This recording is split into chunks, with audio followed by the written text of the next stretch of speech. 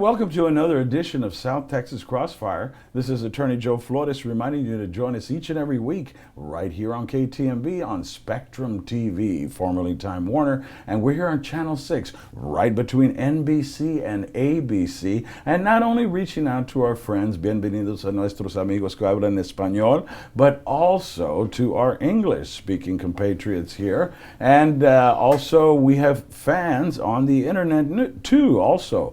Bem-vindo, mis amigos que falam português, et bienvenue à mes amis qui parlent le français aussi. So we get people all over watching, and we're very excited. But what really moves me, and if you asked me 20 years ago, I would not have even, dreamed that I would be so passionate about ballet. And people have said, "Have you ever been on stage in ballet?" I said, "Yes, I have." A party, and I love a party. So with further ado, I want to bring on somebody who makes it all happen here in South Texas. And not just ballet, but the arts, dance. And I'd like to introduce someone who has impacted our community for a long time, even though the years have been very kind about it. Miss Munro, how are you? I'm doing fine. I would shake your hand, but we have such beautiful costumes here. Dave, what do we have in front of us, Dave? I'm wondering, he's the one who is our magic eye. So I think maybe we're capturing this, but could you tell us what we've got? Right, this is a typical ballet tutu, and it's made of layers of net, and there's another one underneath. This is from the Waltz of the Flowers in Nutcracker. Oh, beautiful. And this is Look a at lilac fairy. Costumes. But, there used to be costumes that were down to the floor and down to the wrists, and then you couldn't move in them too much, so they just got shorter and shorter. But in order to put some decoration on them, they had to stick out to the side somewhere, so they had somewhere to put the pretty stuff. So that's how the tutu got. I was seeing you have extensive training experience, and your background is very diverse.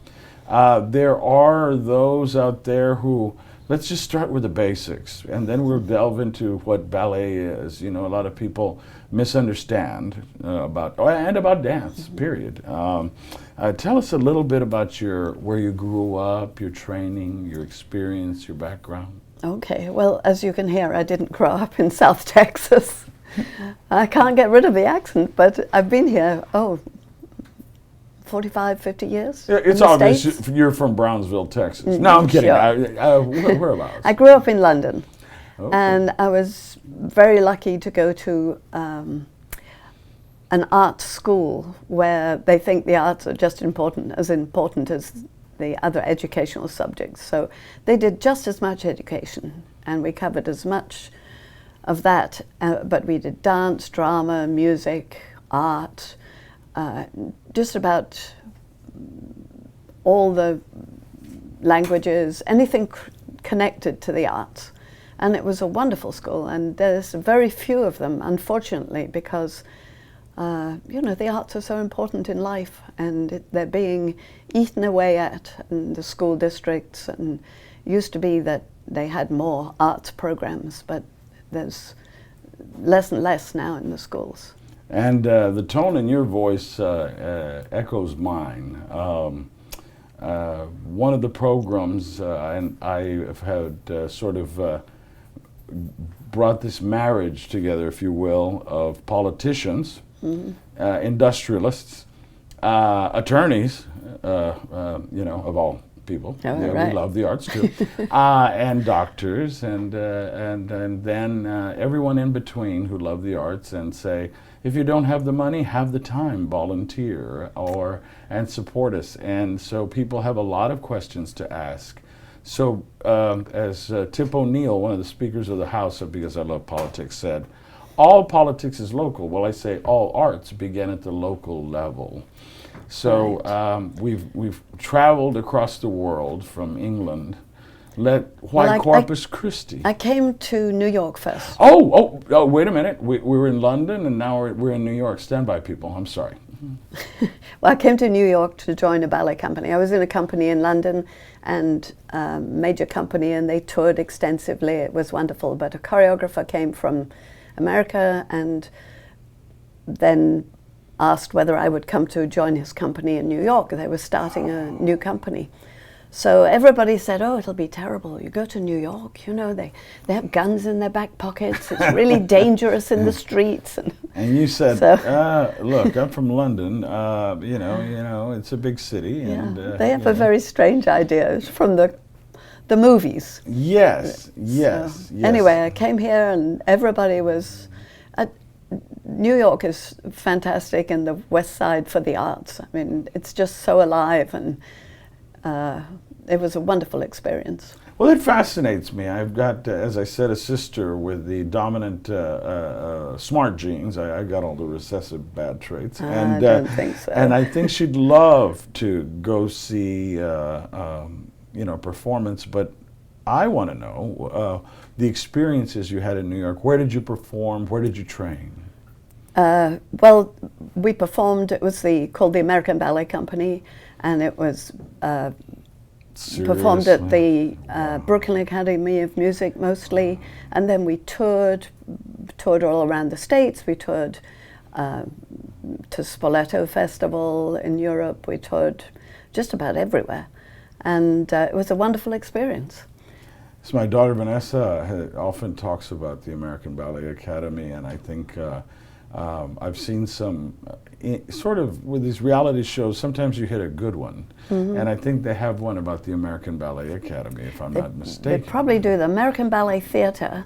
Yes. And then there's New York City Ballet, American Ballet Theatre, and this was called the American Ballet Company, but unfortunately it isn't functioning right now. You know, finances and everything, so. Well, and that's what we're going to talk about here too, our finances, and with the wherewithal. We'll be reaching out to some of my friends out there.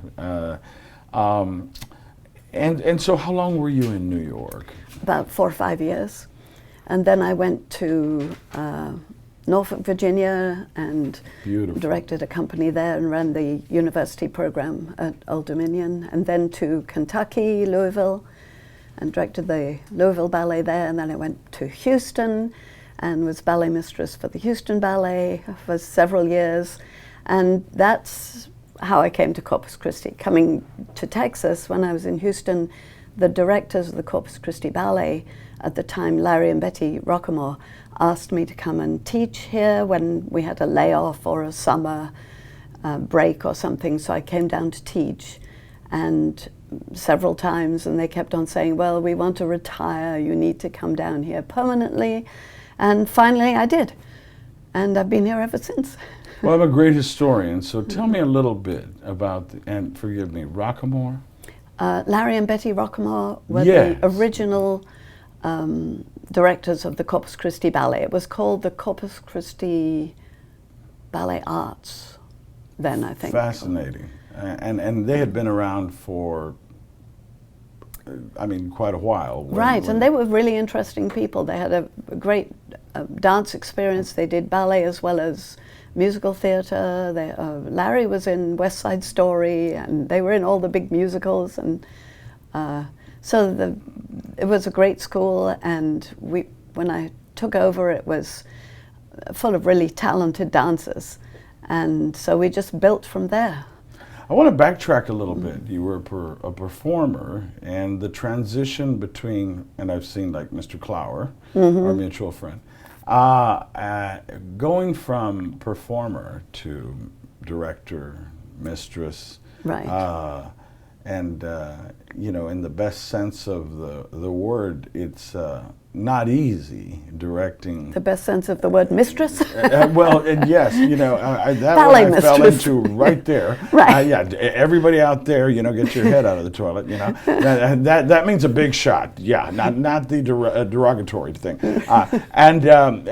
So doing that and being a director and being in charge of people and egos and expectations, and not only their expectations, but their families and their mothers and You've their hit the nail on the fathers. head. How do you do it? I mean, there was so much that you have to wrap your arms around. What does it take to lead in the arts?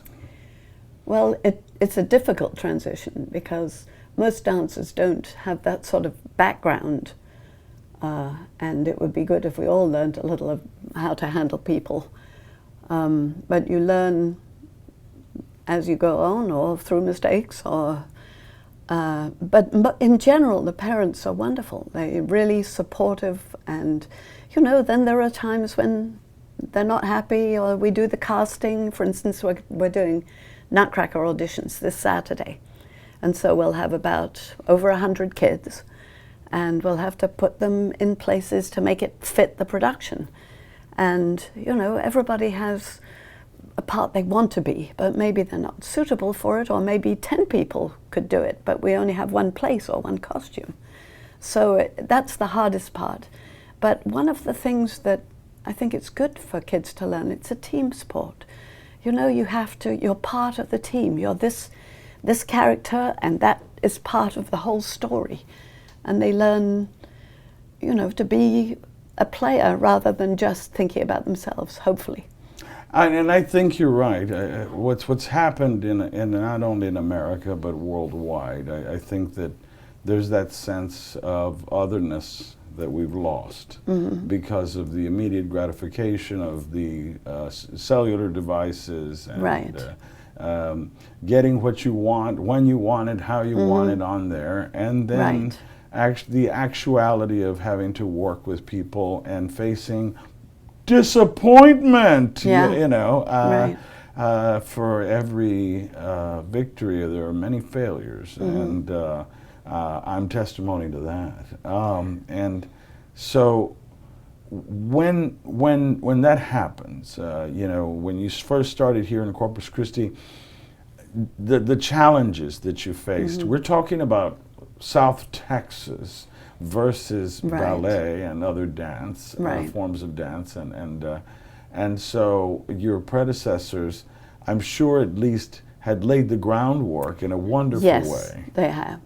But they had to have at least put some sort of Texas twang to it to make it work. Well, I think part of the difficulty is people have an idea that ballet is just for, the elite. It's a fancy thing that, the little girls do. And they don't think for one moment that it could be something your son could do, or see a guy in tights. But, footballers wear tights. All sorts of Olympic athletes wear tights. And dance is so physical and energetic and creative, and it should be just as good for guys as for girls.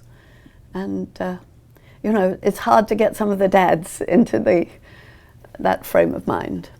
It was a trend. My daughter's been in it since she was 3, and it was a transition for me, but one that I soon began to like. And seeing how everything looked like such chaos, and I said, "What's going on here? Everything looks like I don't understand how this production's going to come together." And then I quickly learned that it just is just actually.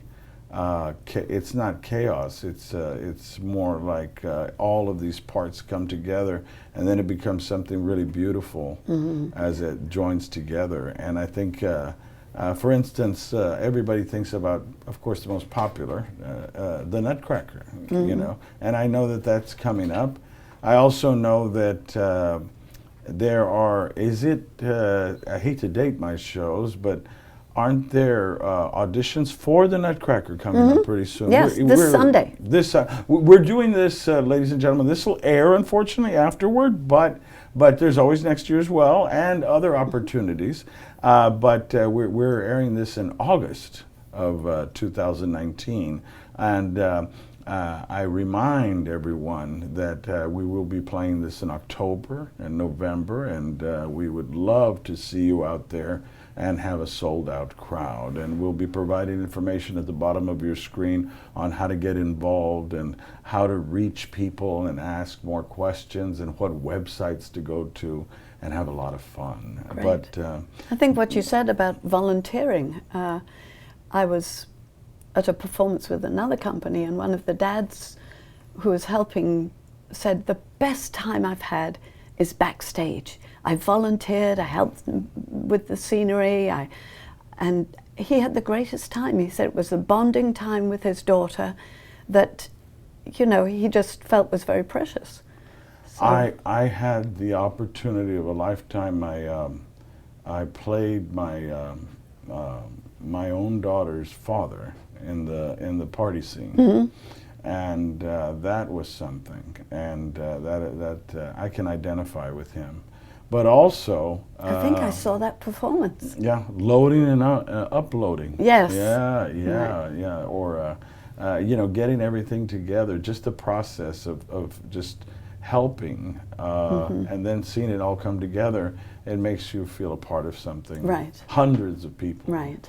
That are involved, sometimes thousands. So tell us a little bit about what the organization, let's delve into your leadership, your organization. It's Corpus Christi Ballet. Right, it's a non-profit. It's run by a board of directors, and we have a wonderful group of people, and they work very hard to make the ballet survive in this city and to do things that help the dancers have a place in their own city to dance and maybe even to go on and have a professional life somewhere. And even if they don't, it's just a wonderful experience for them. And if we don't have companies in small towns, you know, they don't get a chance to do anything because we don't get the major companies coming here. And so there's no opportunity to dance, or they train and there's nowhere to go. They have to move somewhere else. So, you know, smaller regional companies are really, really important to the arts, whether it's theater or music or any of the arts. I think what really impressed me about Corpus Christi Ballet was the amount of local talent that we have. Mm-hmm. Isn't it almost all local Yes. talent? Yes. For Nutcracker, we're bringing in one principal male dancer. Just one. Just and one. Everybody else is from Corpus Everybody else Christi. is from Corpus, and some of them have grown up here, some of them have come here because of the company, so it brings people into the city. And they've come from all sorts of different places and to dance here. So we have just a nucleus of older professionals that dance, and then the majority of the cast is still in school. Our next show is the Nutcracker? Yes. Could you tell us a little bit for the boys and girls out there, you know, and for the parents, the basic premise, the sort of story behind the Nutcracker? What is the Nutcracker? Oh, wow. Everybody says, I've heard of it, and they equate it with the ballet, but they don't know the story. Well, it's from a very old E.T.A. Hoffman story, but it's about a girl who receives a wooden nutcracker at a holiday party. And the Nutcracker comes to life and takes her on a magical journey. The short version is she goes through she witnesses in her house the soldiers from the tin soldiers that were given at the Christmas party, and the rats and the mice come to life and they battle, and the Rat King battles with the Nutcracker, and she is on the Nutcracker's side, obviously, so she hits him with her ballet slipper and he's distracted, and the Rat King gets run through and done in.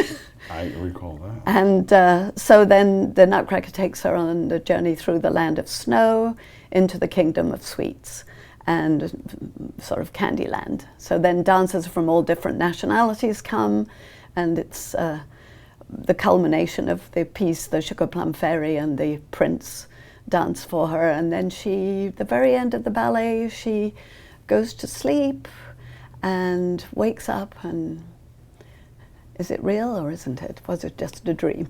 And well, you know, Hollywood even got in the act with Mr. Morgan Freeman, one of my favorite actors, playing Drosselmeyer. Mm-hmm. And also we have that wonderful dancer, and help me please with her first name. Misty?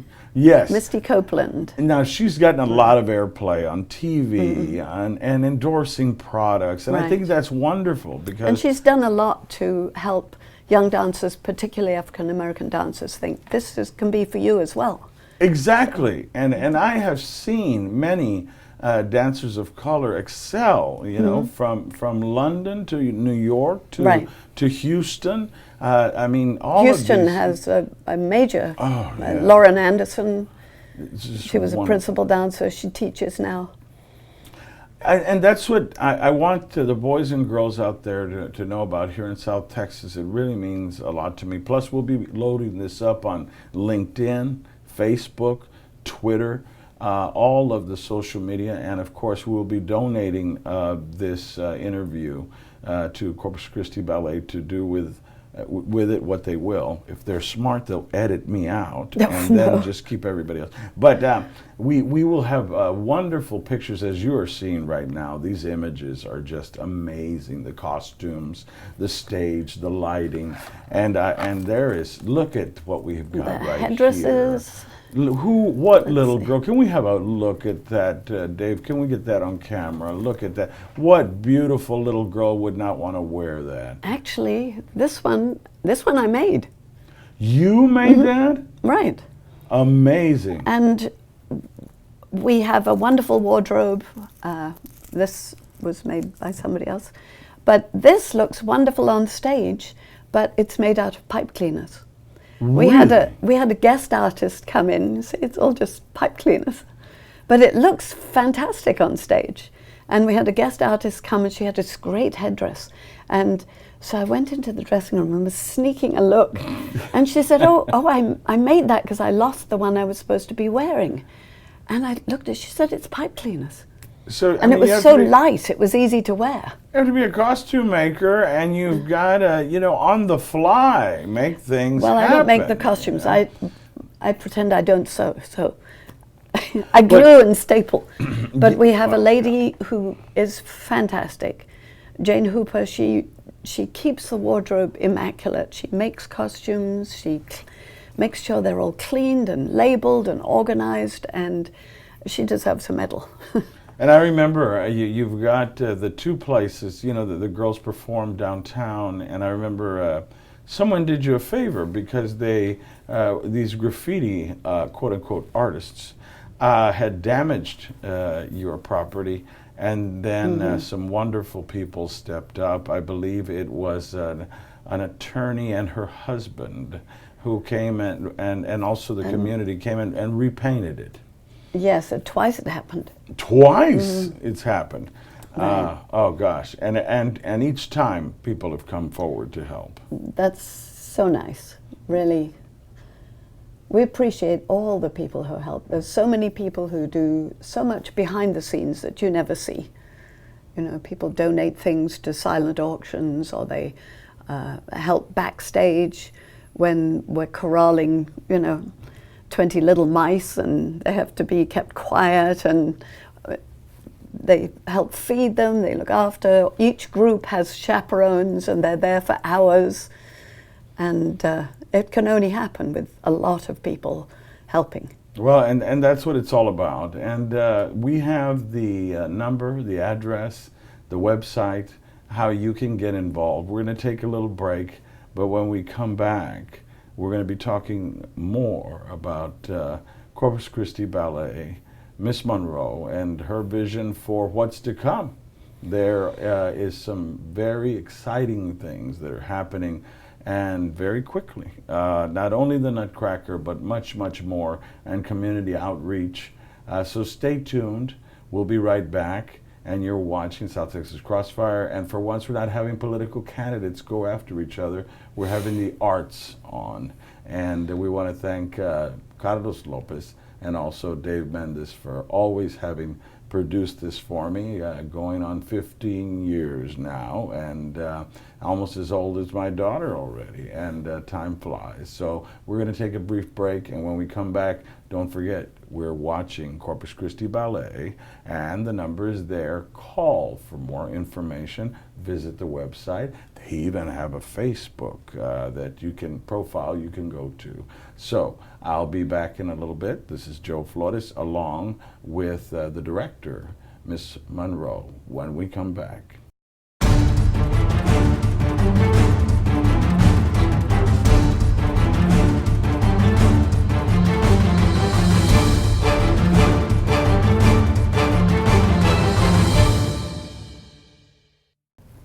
we're back after a brief break. You're watching attorney Joe Flores, but I'm also a lover of ballet, and some people would say, oh, wait a minute, you know, this big bear of a guy, you know, ballet, you know, why aren't you, you know, a Dallas Cowboy fan? I am. I'm also a Ray Texan fan. I am. But also there's room for the arts right here in South Texas, and we have a wonderful company and also a director that we're honored to have, plus costumes and pictures and images that you're seeing right now. We're going to talk about some very important things, so please give us your time, which is a gift in itself, for the next 10 or 12 or 15 minutes. And we're going to be talking with Miss Munro, the director of Corpus Christi Ballet.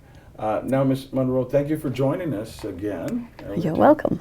Yes. Oh, now, just to recap, we talked about your education, training, and background from London to New York to Houston. And there's a city that I left behind that I shouldn't have. Shame on me. Oh, I've been in Norfolk, Virginia, Louisville, Kentucky. Louisville. Right. Louisville. They have a really good ballet company there. And that's when you took your place as a director, a leader. Well, at first I tried to do both, which was very hard because I was trying to direct the show, but I had to dance in it too. So I was in both camps, and you know, you have the headphones on and you give the cues and then you take them off and you jump onto the stage. Amazing. That was really tough because you know, a dancer has to think about warming up and being ready and not worrying about costumes and props and it's almost lighting like, cues. Left and right brain. It's almost like Cecil B. DeMille's production, and then you're playing Moses at the same time. Yes. You know, we left off there. We were talking about the arts and how there is a lot of support, but there's just not enough. There have been cuts. And I don't know enough. I've got a national, you know, sort of, I want this national crisis to be heard here in South Texas also, because the arts become created right here locally through your own children, through everybody that volunteers. So how does money come through and flow to make this work?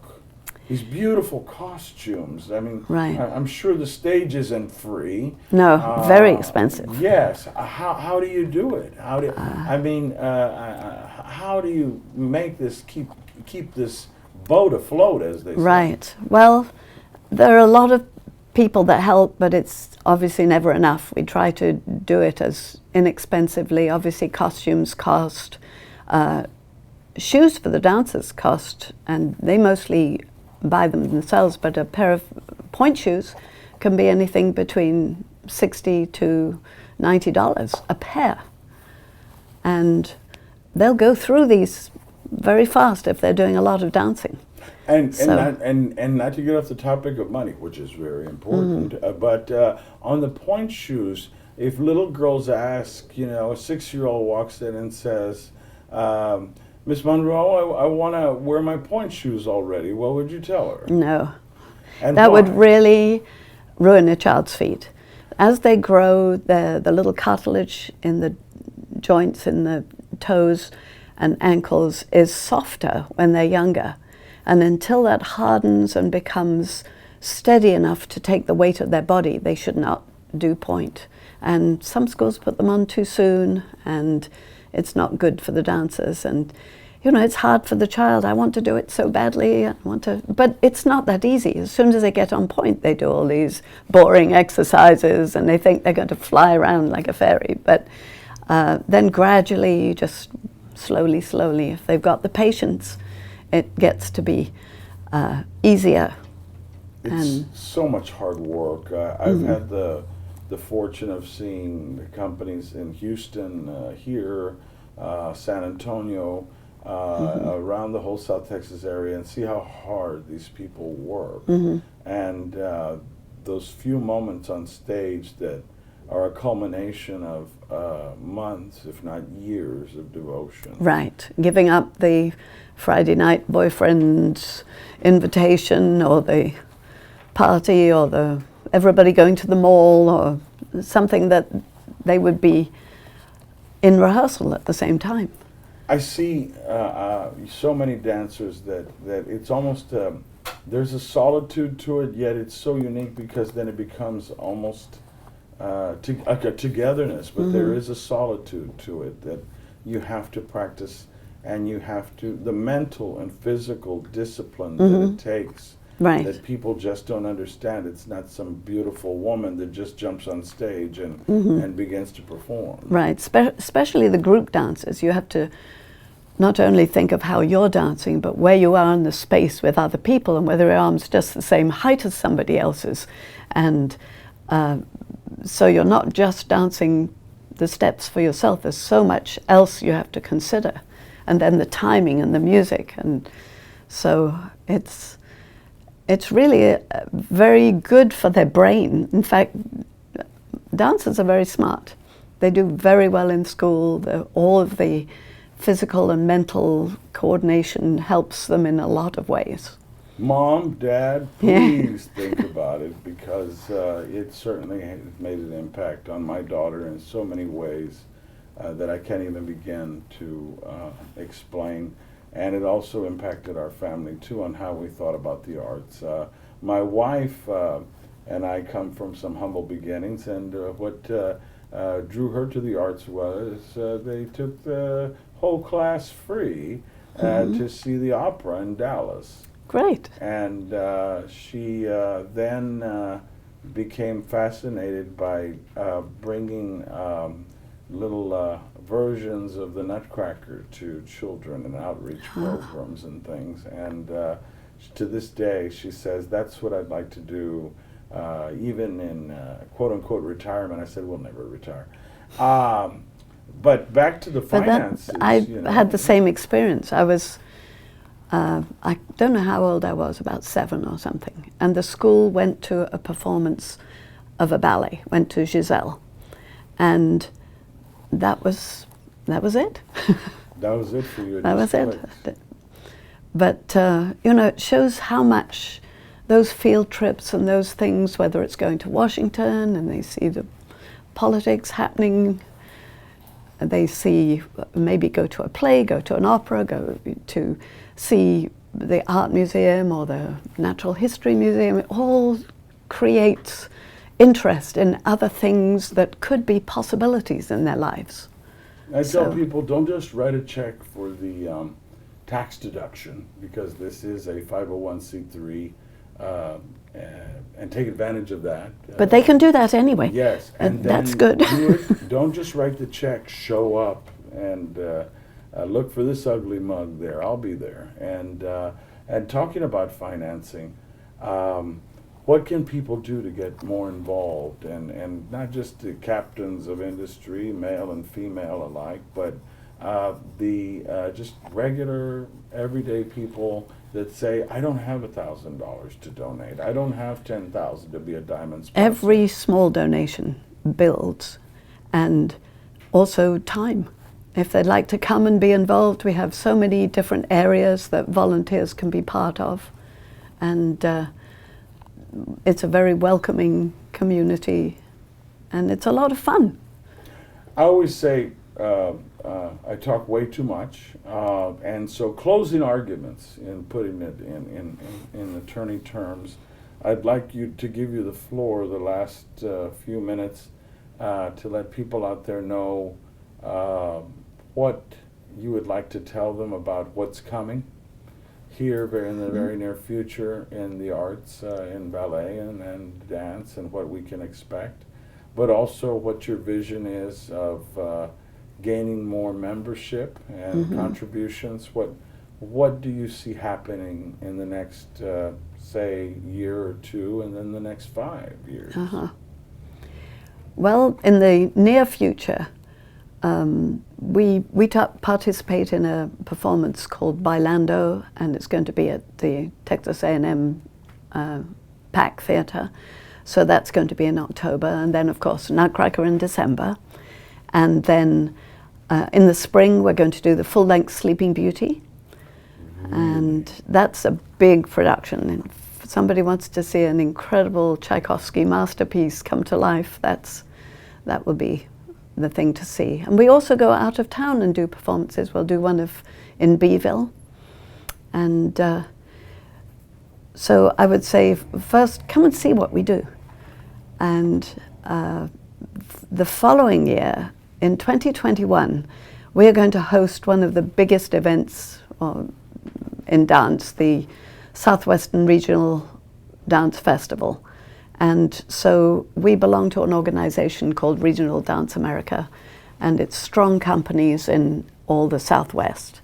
And but over 20 companies will bring over 600 dancers here to Corpus. And we'll have 3 days of performances and classes for the dancers, seminars, parties, all sorts of functions. It'll be like, I don't know, I don't think there is a comparable thing. I'm thinking this is, yes, you're right, but bringing all this talent together in one room and then offering classes that even little girls could take and learn from talented people. Well, we have a studio. We have the downtown studios for all the rehearsals. Yes. And then we have a studio on Everhart for classes, and we take them at age 3. So it's never too early. Never too late. 3. Adults too. You know, there's so many adults who maybe always wanted to dance, never had a chance, or danced and then gave it up and had 6 children and then thought, well, I'd like to get back into it. We have a lot of fun in adult classes.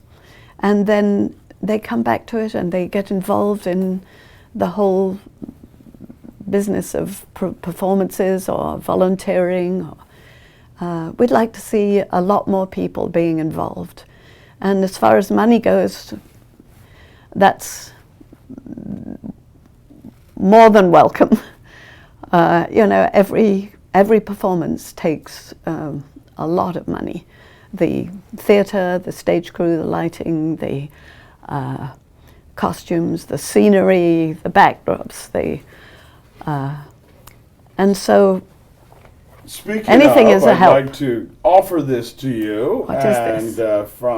From all of us, and provide money for you know, a little bit, Wow. maybe to help sponsor some little girl or some little boy to get into it. Yes. You know? I've seen some great little boys that have been in ballet, and they you're missing out. Right. You know, if you're a little boy and you don't try it, the exercise and the involvement and of the togetherness, and then when that stage comes on, I've had the very rare opportunity as a big guy to be up there on stage when that curtain comes and draws, and the people are there, and the excitement and the energy, and you're bringing Christmas to life, to Corpus Christi. You're bringing Christmas, and I think that it needs to be noted that it almost is a sort of bringing together of not only families but the community. Yes. Is a family in there. At that moment, we are all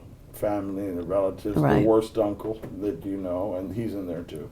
And where will it be held, the Nutcracker? The Nutcracker in Selena Auditorium, American Bank Center. Oh, right. So, and we'll be providing and more Nutcracker is with the full orchestra, Corpus Christi Ballet Orchestra, which is all most of the symphony players, and it's really just so wonderful to have live music and live movement to make you know, a whole story come to life. Let me underline that. You're going to have not only the live performance on stage, but in the pit there you'll have a conductor and the orchestra, and so you have live music, and hopefully every time I've gone it's been a packed house, and hopefully we want that. And there's one on, and when it does come, it's on a Friday, Saturday, and even a Sunday. Right, we do a performance for schools only in the morning, and we bus schools in for Wow, like really? $2. And that's something, if anybody wants to sponsor educational things. We also go away every year to one of the festivals that's out of town and take dancers to perform and do classes. And so that's an educational thing for some of the strongest dancers. So any finances to help the educational side of it, the opportunity to perform is and we really appreciate this. No, my pleasure. It's actually, I'm the one who should be thanking you, because I think Tom Clower, but he said, he talked for about 10 minutes, and he said, it's always the aunts, it's always the uncles, it's always the grandma and grandpa that go, but we need everybody else too, because ballet is just as important as South Texas football. Right. Because people are involved. But he said it a lot better than I ever can. So if we could go to that clip and see Tom, you know, I really have a great place in my heart for him, as does Dave. And, you know, Dave himself, I believe, has filmed a few of your performances. Yes, and, yes, he has. Yeah, Dave Mendes, DM Productions. And so, but our time has just flown by. But again, we also play this simultaneously, not only on television, but for the visually impaired, we also play it on radio. And so what is the golden number to call if somebody wants to put their little one in, or has had 5 children and wants to get back into it? Right.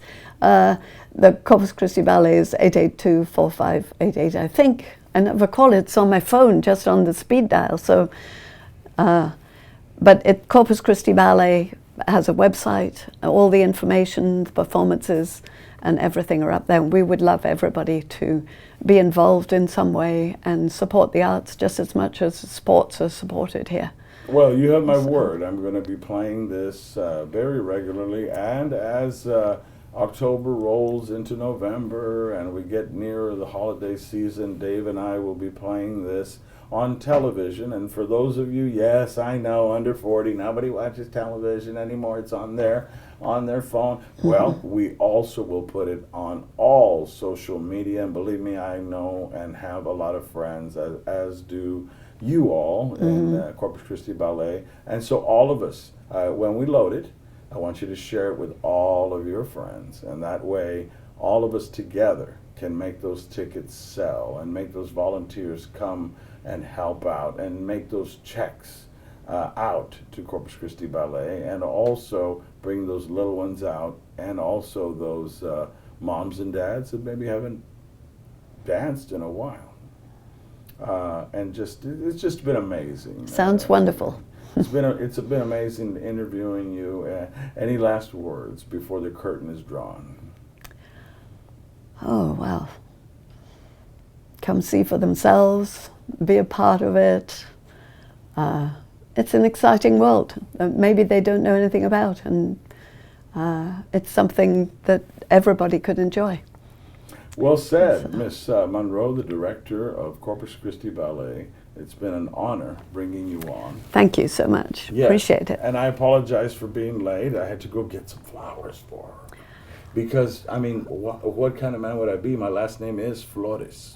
So, and we want to thank DM Productions. Once again, 563-0096 is the magic number to call, whether you're a politician or you have a great organization just like Corpus Christi Ballet. Call Dave and he can set it up and push your organization's cause into not only television land, but also now on social media.